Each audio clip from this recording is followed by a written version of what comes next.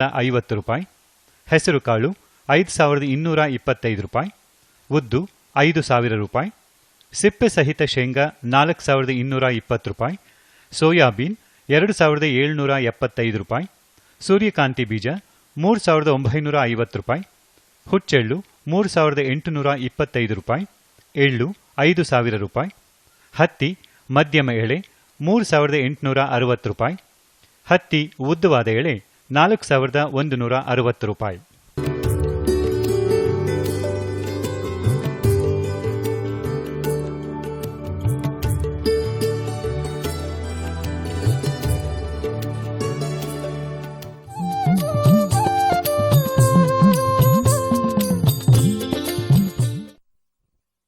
किसान भाइयों गांठ बांध लो, बात बहुत है काम की, समृद्धि के पैगाम की।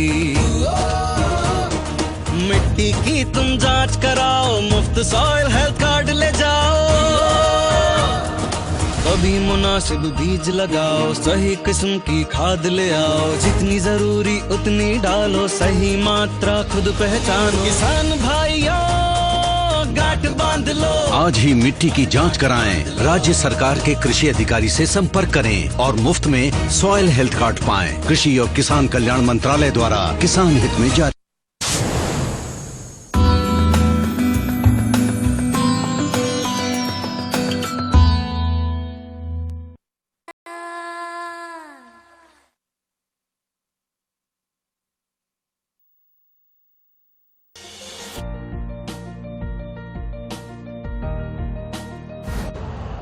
यूरिया का स्वदेशी उत्पादन 70 लाख टन बढ़ाने के लिए 6 उर्वरक संयंत्रों का उद्धार किया जा रहा है।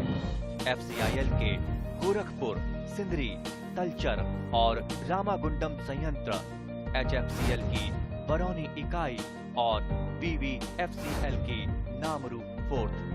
सोने पर सुहागा ये है कि देश में अब बनेगा सिर्फ नीम लेपित यूरिया, क्योंकि इससे होगा किसानों का फायदा ही फायदा। अनाज का उत्पादन 10% तक बढ़ेगा, बढ़ेगी 10 से 15% नाइट्रोजन क्षमता।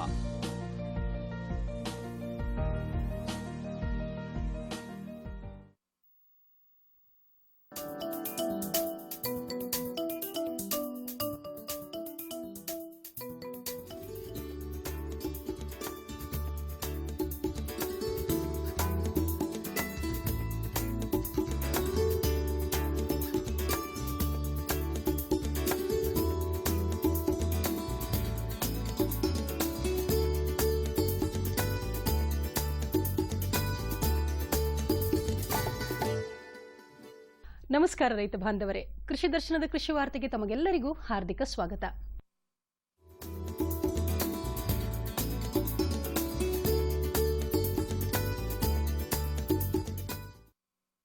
ರಾಜ್ಯದ ಅನೇಕ ಕಡೆಗಳಲ್ಲಿ ನೆಲಗಡಲೆ ಬೆಳೆಯನ್ನು ಸಾಮಾನ್ಯವಾಗಿ ಪೂರ್ಣ ಬೆಳೆಯಾಗಿ ಬೆಳೆಯುವುದು ವಾಡಿಕೆಯಾಗಿದೆ.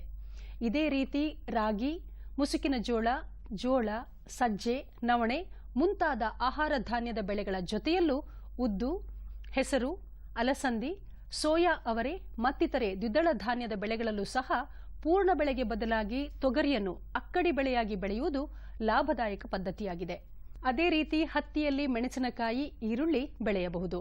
8 ಸಾಲು ನೆಲಗಡಲೆ ನಂತರ 2 ಸಾಲು ಸುಧಾರಿತ ತಳಿಯ ತೊಗರಿಯನ್ನು ಸಾಲುಗಳ ನಡುವೆ ಸೂಕ್ತ ಅಂತರವಿಟ್ಟು ಬಿತ್ತಬೇಕು. ರಾಗಿ ಬೆಳೆಯಲ್ಲಿ 8 ಸಾಲು ರಾಗಿ ನಂತರ 2 ಸಾಲು ತೊಗರಿಯನ್ನು ಮಿಶ್ರ ಬೆಳೆಯಾಗಿ ಬೆಳೆಯುವುದು ಸೂಕ್ತ.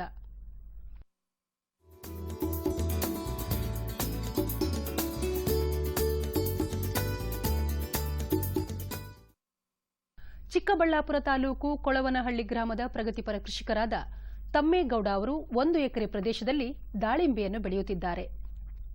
ಕೊಟ್ಟಿಗೆ ಗೊಬ್ಬರ, ಬೇವಿನ ಹಿಂಡಿ, ಹೊಂಗೆ ಹಿಂಡಿ ಹಾಗೂ ಇತರೆ ಸಾವಯವ ಗೊಬ್ಬರಗಳನ್ನು ಹೆಚ್ಚಾಗಿ ತಮ್ಮ ಬೆಳೆಗೆ ಕೊಟ್ಟು ವೈಜ್ಞಾನಿಕ ರೀತಿಯಲ್ಲಿ ಕೃಷಿ ಮಾಡುತ್ತಿದ್ದು ಗುಣಮಟ್ಟದ ಹಣ್ಣುಗಳನ್ನು ಉತ್ಪಾದಿಸುತ್ತಿದ್ದಾರೆ.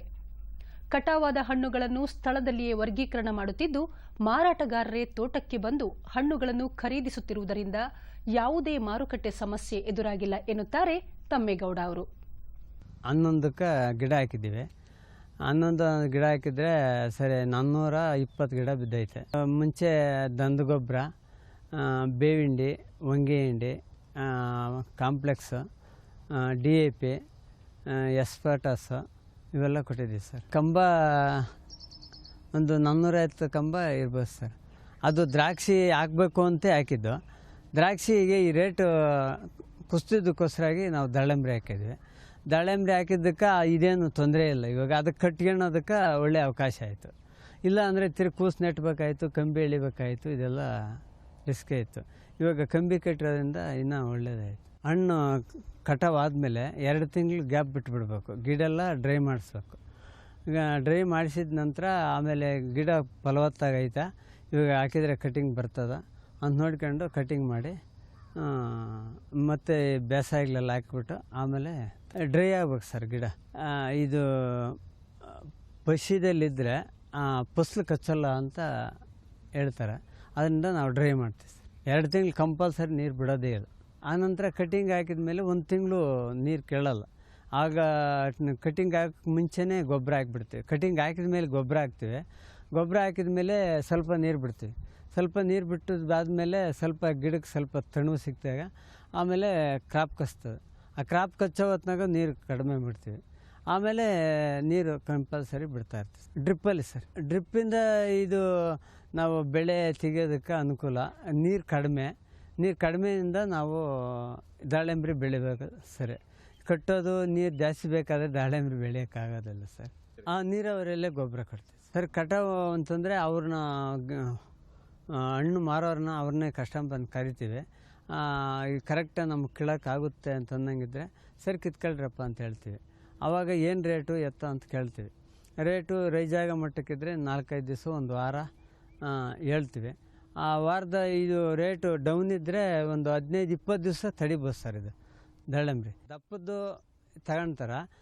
ಗ್ರೇಡಿಂಗ್ ಅಂದರೆ 2ನೇ ಕ್ವಾಲಿಟಿ ಸ್ವಲ್ಪ ಕಡಿಮೆ, ಅಂದರೆ ಒಂದು 60-70 kg ಬರ್ಬೋದು. ಒಂದು 5 ಟನ್ 6 ಟನ್ಗೆ. ಅದನ್ನೇ ಒಂದು 10 ರೂಪಾಯಿ ಕಡಿಮೆ ಹಾಕ್ಕೊಂಡು ಕಳಿಸ್ಬಿಡ್ತೀವಿ. ಇಲ್ಲೇ ಮಾರಾಟ ಹೊತ್ನಾಗೆ ಎಲ್ಲ ನೀನು ಏನು ಕೇಳ್ತೀಯ ಅದನ್ನು ಒಂದೇ ರೇಟು, ಇಲ್ಲ ಬೇಡ ಅದರಲ್ಲಿ ಗಿಡಲ್ಲೇ ಬಿಡಬೇಕು ಅಂತ ನಾವು ಮಾತಾಡ್ತೀವಿ ಸರ್. ಅದೇ ರೇಟು ಒಂದು 60 ರೂಪಾಯಿ ಇರ್ತದೆ, ಒಂದು ಸತಿ 120 ರೂಪಾಯಿ ಇರ್ತದೆ. ನಮ್ಗೆ ಮೊದಲನೇ ಕ್ರಾಪು 60 ರೂಪಾಯಿ ಸಿಕ್ತು, 2ನೇ ಕ್ರಾಪು 80 ರೂಪಾಯಿ ಸಿಕ್ತು, ಮೊನ್ನೆ 3ನೇ ಕ್ರಾಪು 110 ರೂಪಾಯಿ ಸಿಕ್ಕಿತ್ತು ಸರ್. ನಮ್ಮದು ಒಂದು ಎಕರೆಗೆ 9.5 ಟನ್ ಬಂದಿತ್ತು ಸರ್. ಮೊನ್ನೆ ಒಂದು 8.5 ಲಕ್ಷ ಸಿಕ್ಕಿತ್ತು. ಹೋದ ಸಾರಿ 4.5 ಲಕ್ಷ ಸಿಕ್ಕಿತ್ತು. ಆ ಥರ ಸಿಗ್ತದೆ. ಕಷ್ಟ ಬಿದ್ದರೆ ಒಳ್ಳೆ ಬೆಳೆ ತೆಗಿಬೋದು, ಒಳ್ಳೆ ಇಳುವರಿ ತೆಗಿಬೋದು ಸರ್ ದಾಳಿಂಬ್ರಿಯಲ್ಲಿ.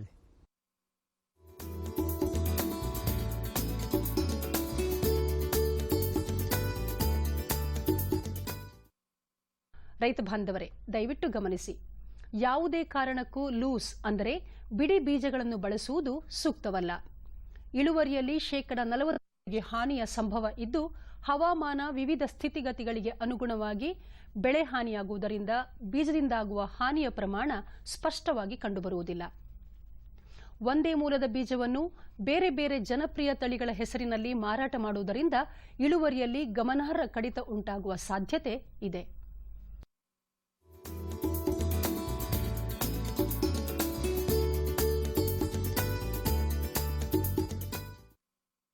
ರಾಜ್ಯದ ಕರಾವಳಿಯ ಎಲ್ಲ ಜಿಲ್ಲೆಗಳಲ್ಲಿ ಸುಮಾರು ಎಲ್ಲ ಕಡೆಗಳಲ್ಲಿ ಸಾಧಾರಣದಿಂದ ಭಾರೀ ಮಳೆಯಾಗುವ ಮುನ್ಸೂಚನೆ ಇದೆ.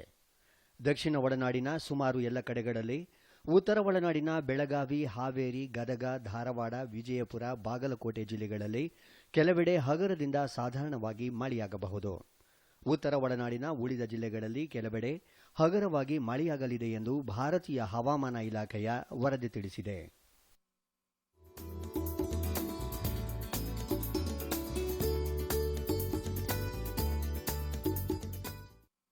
ರೈತ ಬಾಂಧವರೇ, ರಾಜ್ಯದ ಕೆಲವು ಕೃಷಿ ಉತ್ಪನ್ನ ಮಾರುಕಟ್ಟೆಗಳಲ್ಲಿ ಇಂದು ನಡೆದಂತಹ ಧಾರಣೆ ವಿವರ ಹೀಗಿದೆ. ಭತ್ತ ಗಂಗಾವತಿಯಲ್ಲಿ ಹಳೆ ಸೋನಾ ಮಸೂರಿ 2227 ರೂಪಾಯಿಗಳಿಂದ 2947 ರೂಪಾಯಿಗಳು. ಚಿಕ್ಕಮಗಳೂರಿನಲ್ಲಿ ಉತ್ತಮ 1400 ರೂಪಾಯಿಗಳಿಂದ 2000 ರೂಪಾಯಿಗಳು. ಸಿಂಧನೂರಿನಲ್ಲಿ ಹಳೆ ಸೋನಾ ಮಸೂರಿ 2240 ರೂಪಾಯಿಗಳಿಂದ 2900 ರೂಪಾಯಿಗಳು. ಮೆಕ್ಕೆಜೋಳ ಗೌರಿಬಿದನೂರಿನಲ್ಲಿ ಹೈಬ್ರಿಡ್ ಸ್ಥಳೀಯ 1,365 ರೂಪಾಯಿಗಳಿಂದ 1,500 ರೂಪಾಯಿಗಳು. ಹಾನಗಲ್ನಲ್ಲಿ ಸ್ಥಳೀಯ 1,440 ರೂಪಾಯಿಗಳಿಂದ 1,560 ರೂಪಾಯಿಗಳು. ಟೊಮೆಟೊ ಕೋಲಾರದಲ್ಲಿ 314 ರೂಪಾಯಿಗಳಿಂದ 1,334 ರೂಪಾಯಿಗಳು.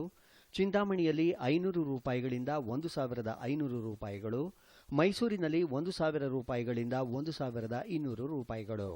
ರೈತ ಬಾಂಧವರೇ, ಪ್ರತಿದಿನ ಸೋಮವಾರದಿಂದ ಶುಕ್ರವಾರದವರೆಗೆ ಸಂಜೆ 5:30 ಕೃಷಿ ವಾರ್ತೆ.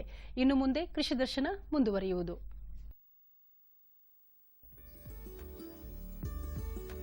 ಹೊಸ ತಂತ್ರಜ್ಞಾನ ಎಲ್ಲರಿಗೂ ಸೇರುತ್ತೆ. ನಾನು ಸಹ ನನ್ನ ಹೊಲದ ತಯಾರಿ, ಬಿತ್ತೋಕೆ, ಉಳುಮೆಗೆ, ಒಕ್ಕೋದು ಇತ್ಯಾದಿಗಳಿಗೆ ಚಿಕ್ಕ ಮಷೀನ್ಗಳನ್ನ ಅಗತ್ಯಕ್ಕನುಸಾರ ಖರೀದಿಸಿದೆ. ನಾನು ನನ್ನ ಹೊಲದಲ್ಲಿ ಮಷೀನ್ ಅನ್ನು ಬಳಸಿದೆ. ಆಗ ಕೆಲಸ ಬೇಗ ಮತ್ತು ಸುಲಭವಾಯಿತು. ಕೃಷಿಗಾಗಿ ಮಷೀನ್ ಬಳಸಿದ ನಂತರ ಸಿಕ್ತು ಸಮೃದ್ಧವಾದ ಇಳುವರಿ ಮತ್ತು ಹೆಚ್ಚಿನ ಲಾಭ. ಚಿಕ್ಕ ಮಷೀನ್ಗಳಂತೂ ನಮ್ದೇ ಇವೆ, ಆದ್ರೆ ದೊಡ್ಡ ಮಷೀನ್ಗಳನ್ನು ಸಮೂಹ ಕಟ್ಕೊಂಡು ಖರೀದಿಸಿದ್ವಿ. ರೈತ ಬಂಧು ಭಗಿನಿಯರೇ, ನೀವು ಸಹ ಸುಧಾರಿತ ಮಷೀನು ಹಾಗೂ ಉಪಕರಣಗಳ ಖರೀದಿಯ ಮೇಲೆ ಆರ್ಥಿಕ ಸಹಾಯದ ಲಾಭ ಪಡೆಯಿರಿ. ನಿಮ್ಮ ಆದಾಯ ಬೆಳೆಸಿಕೊಳ್ಳಿ ಹಾಗೂ ತೃಪ್ತಿಯನ್ನು ಪಡೆಯಿರಿ.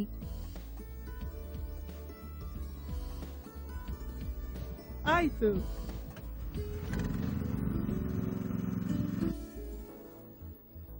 ನಾನಂತೂ ಯೋಚಿಸಿದ್ದೀನಿ, ನಿನ್ನನ್ನ ಕೃಷಿ ಇಂಜಿನಿಯರ್ ಅನ್ನೇ ಮಾಡ್ತೀನಂತೆ.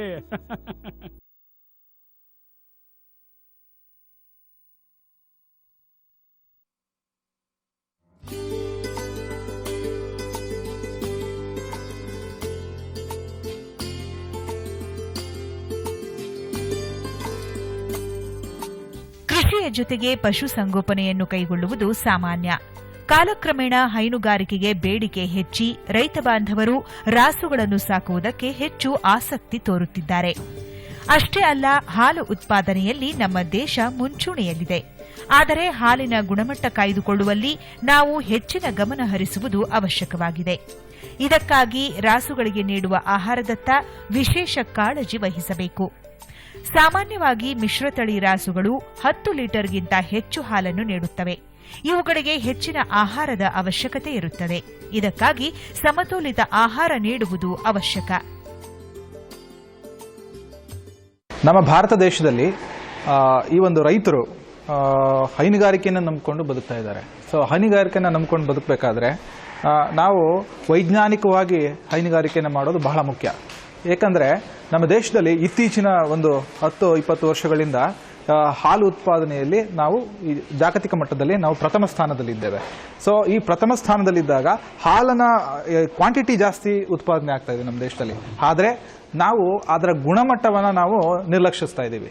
ಸೊ ಅದರ ಗುಣಮಟ್ಟ, ಹಾಲಿನ ಗುಣಮಟ್ಟ ಹೆಚ್ಚಾಗಬೇಕು ಅಂತಂದರೆ ನಾವು ಯಾವ ರೀತಿ ಆಹಾರವನ್ನು ನೀಡ್ತೀವಿ ಅನ್ನೋದು ಬಹಳ ಮುಖ್ಯ ಆಗ್ತದೆ. ಸೊ ಸಾಮಾನ್ಯವಾಗಿ ನಮ್ಮ ದೇಶದಲ್ಲಿ ಏನಿದೆ ಹಸುಗಳು, ಅದರಲ್ಲೂ ಕೂಡ ಕರ್ನಾಟಕದಲ್ಲಿ ಇರುವಂತಹ ನಮ್ಮ ಹಸುಗಳು ಬಹುತೇಕವಾಗಿ ಮಿಶ್ರತಳಿ ಹಸುಗಳಾಗಿದ್ದಾವೆ. ಈ ಮಿಶ್ರತಳಿ ಹಸುಗಳು ಸಾಮಾನ್ಯವಾಗಿ 10 ಲೀಟರ್ಗಿಂತ ಹೆಚ್ಚಿಗೆನೇ ಹಾಲು ಕರೀತವೆ. ದಿನಕ್ಕೆ ಸರಾಸರಿ 10 ಲೀಟರಿಂದ 30-40 ಲೀಟರ್ ತನಕನೂ ಕರೆಯುವಂತಹ ಹಸುಗಳು ಇದ್ದಾವೆ. ಸೊ ಈ ರೀತಿ ಹೆಚ್ಚು ಹಾಲು ಉತ್ಪಾದನೆ ಆಗುವಂತಹ ಹಸುಗಳಲ್ಲಿ ನಾವು ಕೇವಲ ಒಣ ಹುಲ್ಲು ಅಥವಾ ಹಸಿರು ಹುಲ್ಲಿಂದನೇ ನಾವು ಅಷ್ಟು ಹಾಲನ್ನು ಉತ್ಪಾದನೆ ಮಾಡೋದು ಬಹಳ ಕಷ್ಟವಾಗುತ್ತೆ. ಸೊ ಇದರ ಜೊತೆಗೆ ನಾವು ಪ್ರತಿನಿತ್ಯಲೂ ಕೂಡ ಸಮತೋಲನ ಆಹಾರವನ್ನು ನೀಡಬೇಕಾಗಿರುತ್ತದೆ. ಸಮತೋಲಿತ ಆಹಾರದಲ್ಲಿ ಶರ್ಕರ ಪಿಷ್ಟ, ಪ್ರೋಟೀನ್, ಖನಿಜಾಂಶಗಳು, ಕೊಬ್ಬು, ನಾರು, ಜೀವಸತ್ವಗಳು ಹೀಗೆ 6 ಅಂಶಗಳು ಇರಬೇಕು. ಇಂಥ ಆಹಾರವನ್ನು ನಿಗದಿತ ಪ್ರಮಾಣದಲ್ಲಿ ನೀಡಬೇಕು. ಸಮತೋಲನ ಆಹಾರ ಅಂದರೆ ಕೇವಲ ಒಣ ಹುಲ್ಲು ಅಥವಾ ಹಸಿರು ಹುಲ್ಲು ಕೊಡೋದೇ ಸಮತೋಲನ ಆಹಾರ ಆಗೋದಿಲ್ಲ. ಸಮತೋಲನ ಆಹಾರ ಅಂದರೆ 6 ಅಂಶಗಳನ್ನು ಒಟ್ಟಿಗೆ, ಅಂದರೆ ಯಾವ್ಯಾವುದು ಅಂತಂದರೆ ಶರ್ಕರ ಪಿಷ್ಟ, ಪ್ರೋಟೀನ್, ಕೊಬ್ಬು, ನಾರು, ಖನಿಜಾಂಶಗಳು ಮತ್ತು ಜೀವಸತ್ವಗಳು ಇದೆಲ್ಲನೂ ಕೂಡ ಸಮತೋಲನವಾಗಿ ಒಂದು ದಿನಕ್ಕೆ ಒಂದು ಹಸುವಿಗೆ ಅದರ ದೇಹ ನಿರ್ವಹಣೆಗೆ ಮತ್ತು ಹಾಲು ಉತ್ಪಾದನೆಗೆ ಬೇಕಾಗಿರುವಂತಹ ಪ್ರತಿಯೊಂದು ಪೋಷಕಾಂಶವನ್ನು ಒಳಗೊಂಡಿರುವುದೇ ಸಮತೋಲನ ಆಹಾರ. ಈ 6 ಅಂಶಗಳಲ್ಲಿ ಯಾವ್ದಾದ್ರು ಒಂದು ಅಂಶ ಇಲ್ವಾದರೆ ಅದನ್ನು ಸಮತೋಲನ ಅಂತ ಕರೆಯಕ್ಕೆ ಬರಲ್ಲ. ಸೊ ಈ ಎಲ್ಲ ಅಂಶಗಳು ಯಾವ್ಯಾವ್ದ್ರಲ್ಲಿ ಸಿಗ್ತವೆ ಅಂತಂದರೆ ಜೋಳದ ನುಚ್ಚು, ಈ ಜೋಳದ ನುಚ್ಚಲ್ಲಿ ಶಕ್ತಿ ಸಿಗುತ್ತೆ ಅಂದರೆ ಶರ್ಕರ ಪಿಷ್ಟ. ಎರಡನೆಯದು ಹಿಂಡಿ, ಅಂದರೆ ಕಡಲೆಕಾಯಿ ಹಿಂಡಿ ಅಥವಾ ಹತ್ತಿಕಾಳು ಹಿಂಡಿ, ಸೂರ್ಯಕಾಂತಿ ಹಿಂಡಿ, ಈ ಥರದ್ರಲ್ಲಿ ಏನಾಗುತ್ತೆ ಪ್ರೋಟೀನ್ಸ್ ಇರುತ್ತದೆ. ಮತ್ತು ಖನಿಜ ಮಿಶ್ರಣ ಮತ್ತು ಈ ಜೀವಸತ್ವಗಳು ಈ ಥರದ್ರಲ್ಲೆಲ್ಲ ಇವೆಲ್ಲ ಏನಂದರೆ ಮಾರುಕಟ್ಟೆಯಲ್ಲಿ ಲಭ್ಯವಿದೆ ಇದರ ಮಿಶ್ರಣಗಳು. ಮತ್ತು ಆ ಕೊಬ್ಬಿನಾಂಶನೂ ಕೂಡ ಈ ಹಿಂಡಿಯಲ್ಲೇ ಲಭ್ಯವಾಗುತ್ತೆ. ಸೊ ಈಗ ನೆಕ್ಸ್ಟ್ ಬರುವಂತಹ ಪ್ರಶ್ನೆ ಏನಪ್ಪಾ ಅಂತಂದರೆ, ದಿನಕ್ಕೆ ನಾವು ಎಷ್ಟು ಕೊಡಬೇಕು ಸಮತೋಲನ ಆಹಾರವನ್ನು? ಹಾಲು ಹಿಂಡ್ತಾ ಇರುವಂತಹ ಹಸುಗಳಿಗೆ ನಾವು ಬೇರೆ ರೀತಿಯ ಸಮತೋಲನ ಆಹಾರ ಒಂದು ಪ್ರಮಾಣವನ್ನು ಕೊಡ್ತೀವಿ. ಹಾಲು ಹಿಂಡದೇ ಇರುವಂತಹ ಹಸುಗಳಿಗೆ ಬೇರೆ ಒಂದು ಪ್ರಮಾಣದಲ್ಲಿ ನಾವು ಸಮತೋಲನ ಆಹಾರವನ್ನು ನೀಡ್ತೇವೆ. ಕನಿಷ್ಠ ಈಗ ಒಂದು 5 ಲೀಟರ್ ಹಾಲು ಕೊಡ್ತಾ ಇರುವಂತಹ ಹಸುಗಳಿಗೆ ನಾವು ಸಮತೋಲನ ಆಹಾರದ ಅವಶ್ಯಕತೆ ಇರಲ್ಲ. ಅಂದರೆ ಯಾವಾಗ ಹಸಿರು ಹುಲ್ಲು ಹೆಚ್ಚಿಗೆ ಲಭ್ಯವಿದ್ದಾಗ. ಹಸಿರು ಹುಲ್ಲು ಈಗ ಬರಗಾಲ ಇದೆ, ಹಸಿರು ಹುಲ್ಲು ಲಭ್ಯವಿಲ್ಲದೆ ಇರುವಂಥ ಸಮಯದಲ್ಲಿ ಏನು ಮಾಡಬೇಕು ಅಂತಂದರೆ 10 ಲೀಟರ್ ಹಾಲು ಕೊಡುವಂತಹ ಹಸುಗಳಿಗೆ ಕನಿಷ್ಠ ಏನಿಲ್ಲ ಅಂದ್ರೂ ನಾವು 2 ರಿಂದ 3 kg ನಾವು ಸಮತೋಲನ ಆಹಾರವನ್ನು ನೀಡಬೇಕು. ಅಂದರೆ ಈ ಹಿಂಡಿ ಬೂಸ ಅಂತ ಏನು ಕರಿತೀವಲ್ಲ ಇದನ್ನು. ಮತ್ತು 10 ಲೀಟರ್ಗಿಂತ ಜಾಸ್ತಿ ಹೋಯಿತು ಅಂತಂದರೆ ನಾವು ಅರ್ಧದಷ್ಟು, ಈಗ 10 ಲೀಟರ್ ಕರಿತಾ ಇದ್ರೆ ಒಂದು 4 kg 20 ಲೀಟರ್ ಕರೆದ್ರೆ ಸುಮಾರು ಒಂದು 8 kg ದಿನಕ್ಕೆ ಸಮತೋಲನ ಆಹಾರವನ್ನು ನೀಡಬೇಕಾಗುತ್ತೆ. ಜೋಳದ ನುಚ್ಚು, ಎಣ್ಣೆಕಾಳುಗಳ ಹಿಂಡಿ, ಸಿದ್ಧ ಖನಿಜ ಮಿಶ್ರಣ ಮತ್ತು ಜೀವಸತ್ವಗಳನ್ನು ಬಳಸಿ ಸಮತೋಲಿತ ಆಹಾರವನ್ನು ರೈತರು ಸ್ವತಃ ಸಿದ್ಧಪಡಿಸಿಕೊಳ್ಳಬಹುದು.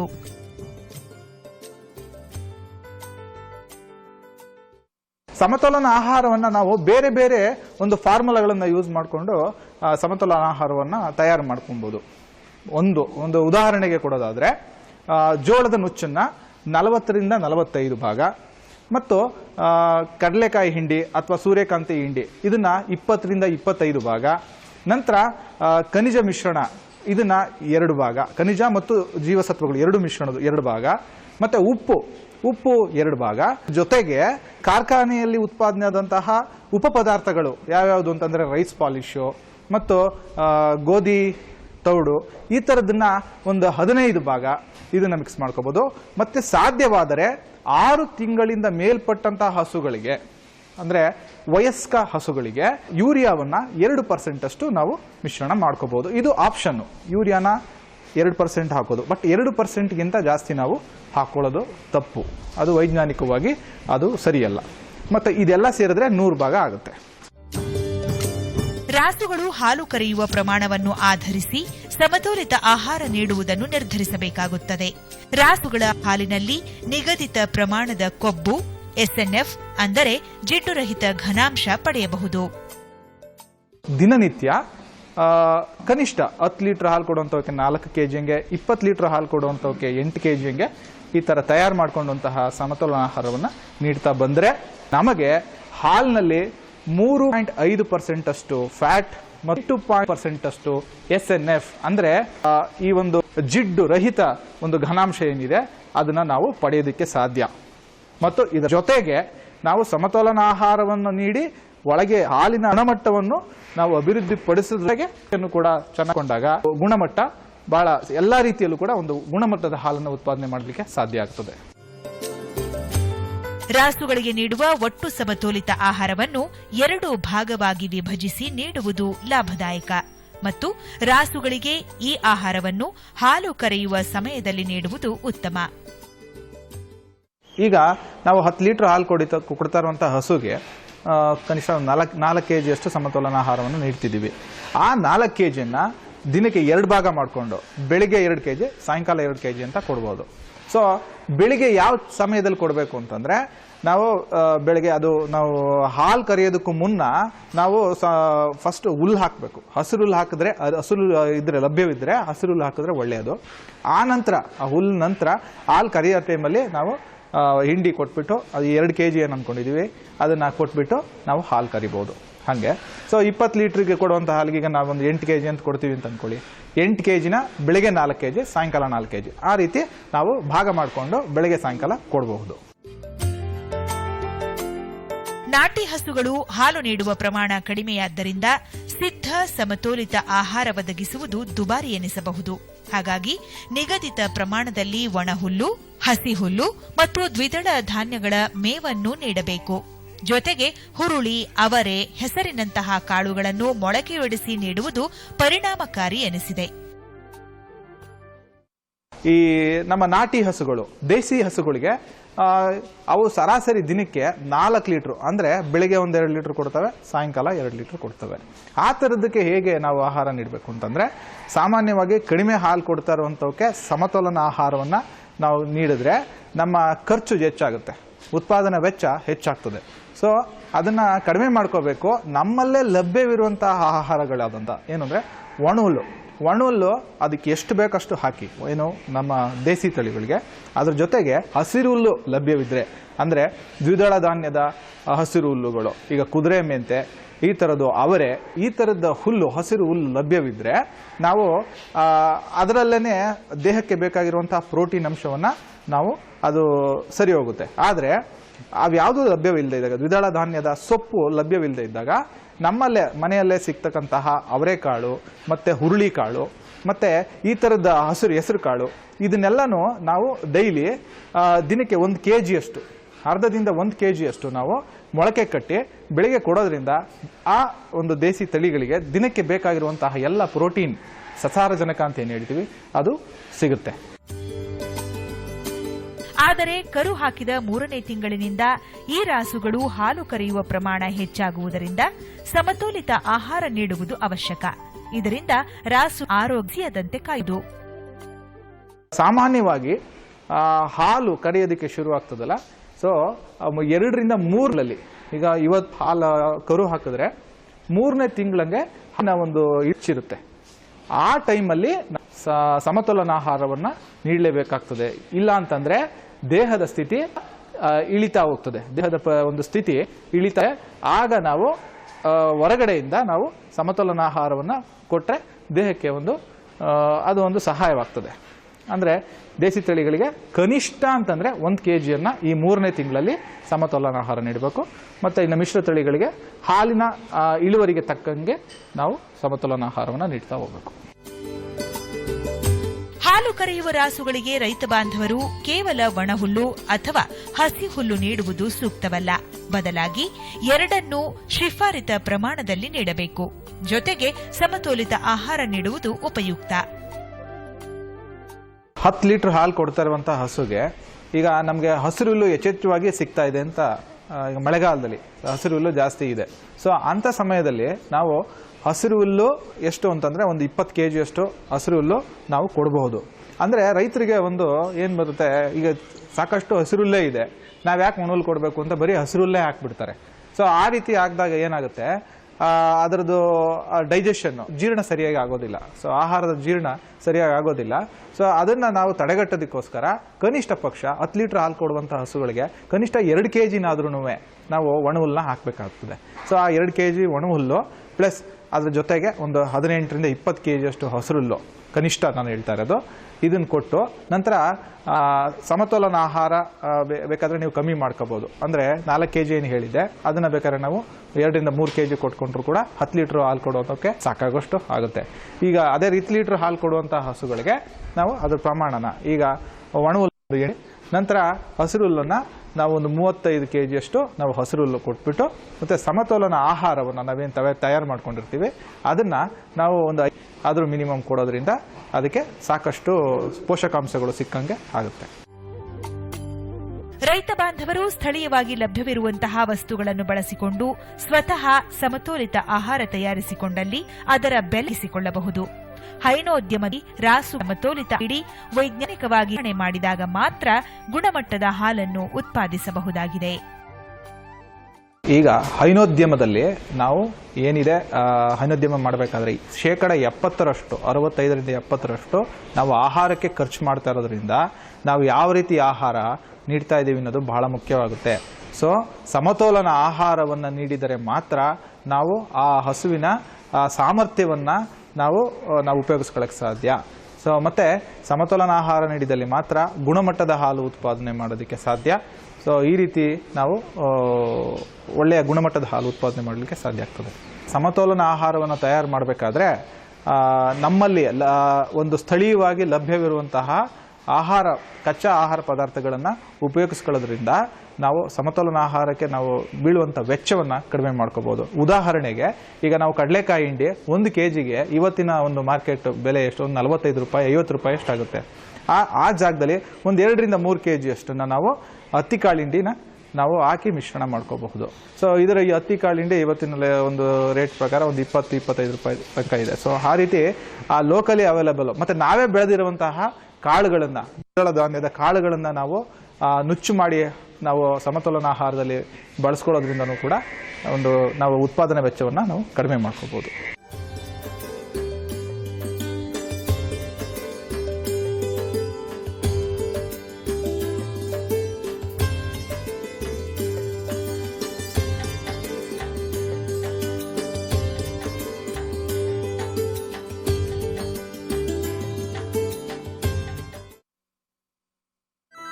ರೈತ ಬಾಂಧವರೇ, ದಯವಿಟ್ಟು 2017 ಮುಂಗಾರು ಕ್ಯೂ ಗುಣಮಟ್ಟದ ಕೃಷಿ ಉತ್ಪನ್ನಗಳಿಗೆ ಕೇಂದ್ರ ಸರ್ಕಾರ ಘೋಷಿಸಿರುವ ಕನಿಷ್ಠ ಬೆಂಬಲ ಬೆಲೆ ಹೀಗಿವೆ. ದ್ವಿದಳ ಹಾಗೂ ಎಣ್ಣೆಕಾಳು ಬೆಳೆಗೆ ಸರ್ಕರಿಸಿರುವ ಬೋನಸ್ ಕೂಡ ಸೇರಿಸಲಾಗಿದೆ. ಸಾಮಾನ್ಯ 1470 ರೂಪಾಯಿ, ಭತ್ತ ಎ 1510 ರೂಪಾಯಿ, ಜೋಳ ಹೈಬ್ರಿಡ್